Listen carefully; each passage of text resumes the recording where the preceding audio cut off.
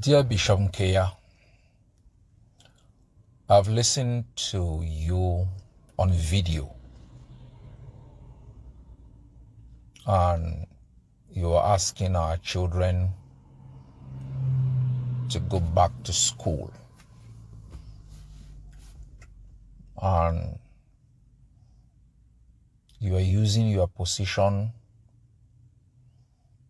in this particular moment to propagate the agenda of Cameroon, an agenda that has turned both the Ambazonian and Cameroonian peoples into objects of ridicule, an agenda that has turned a man who owes his position to a more powerful supreme power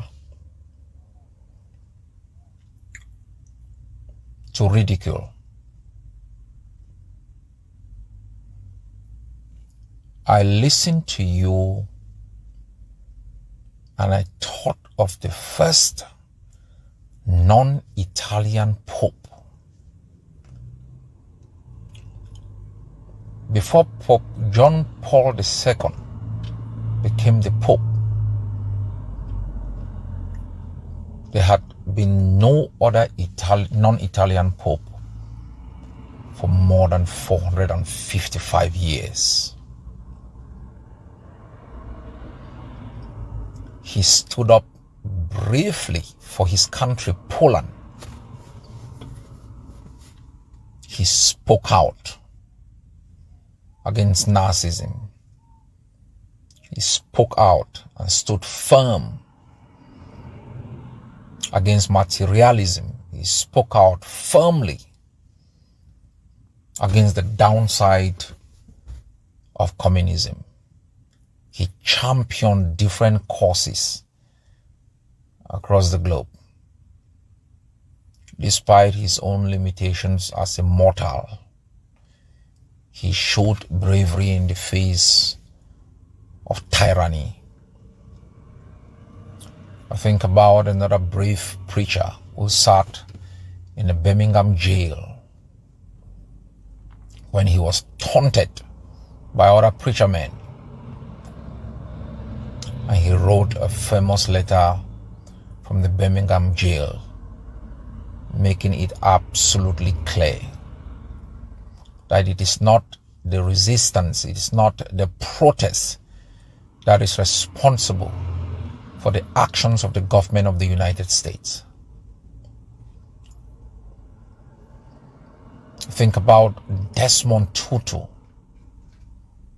who stood firm against apartheid and said famously, in times like the present, those who assume a position of neutrality side with evil. Bishop Nkea, you have not even been bold to be neutral. You have taken the position of the devil that has been responsible for the lives of hundreds of thousands of people, the devil that holds in custody under degrading human conditions thousands of Ambazonians. You have not had the backbone to speak out publicly in strong terms against the occupation of the school in Nazarene New Church. Few weeks back, Pastor Mbakwa was murdered. No video of yours was seen speaking like a man whose power comes from a supreme being far immortal than us. Today morning in Bamenda, another pastor was kidnapped. Thousands of our people bundled into military trucks, transported by the occupier to different detention centers. All of them will be extorted. You have not uttered a word. You have constantly come out to relay the position of the butchers of our people. You do not believe in the education of our children. You are an advocate of the intoxication that has been their lot for the past 63 years. You are not brave enough to take a firm position against the illegal occupation of our land and the consequences of that occupation. You have treated the occupation and its consequences as simply some political palaver between, I guess, David and Goliath. Mr. Bishop Nkea, moments like these in history calls for men like yourself to speak out for justice or shut the hell up. I can assure you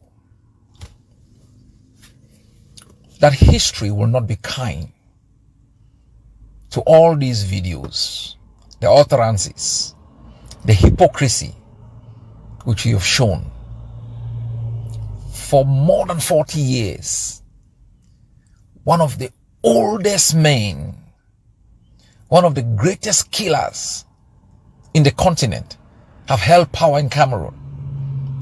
The consequences of his rule on education, on the economy, on politics, on the creation of world, has bedeviled every part of our society, including the denominations. He is more than 90 years of age, and we are still afraid to speak out against this butcher, to call for his termination and the end of his policies of impunity. You've never uttered a word against the continuous illegal kidnapping of Patasan. You've never spoken against the constant psychological trauma that Barrister Ayambe is going through. Another teacher, Professor Awasum, is in jail. You've never spoken out. But you are quick to step out to be the relay man for the politics of asphyxiation and intoxication that has haunted our lives for 63 years.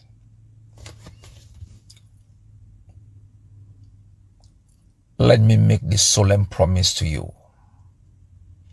This generation will write the last chapter of this regime, and all those who in their actions or omissions have enabled the killings, the burning of villages, the torture, the deprivation, the intoxication, and the humiliation of an entire people. This is a promise I make to you and all men like yourself.